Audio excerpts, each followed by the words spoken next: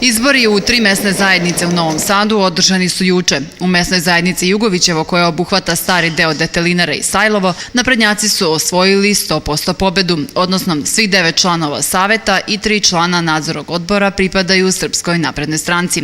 U mesnoj zajednici Radnički, koja obuhvata centralni deo Detelinare, svih 9 članova saveta su iz Srpske napredne stranke, kao i sva 3 člana nadzornog odbora. Po prvi put u mesnoj zajednici Dunav bila je najmanja izlaznost, a sva mesta osvojila je koalicija Demokratske stranke i Lige socijaldemokrata Vojvodine. Hajde da pokušamo da saberemo i da vidimo kako to građani Novog Sada reaguju na rad Aleksandra Vučića i Miloša Vučevića u poslednjih 6 meseci.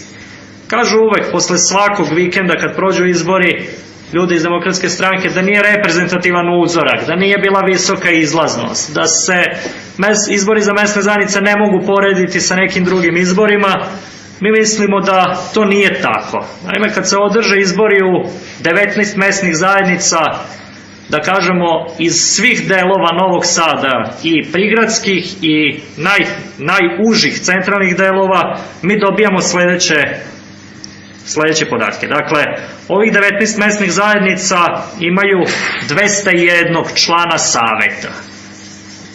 Da vidimo ko je šta osvojio u poslednjih 6 meseci. Srpska napredna stranka je uzela 166 mesta od 201. Izlaznost na izborima za mesne zajednice obično nije velika, svega do 15% biračkog tela. Podsjetimo, od oktobra do danas naprednjaci su sa svojim koalicionim partnerima, sem na Keju, ubedljivo triumfovali u 16 mesnih zajednica, u kojima su se do sada održali izbori za članove saveta i nadzornog odbora.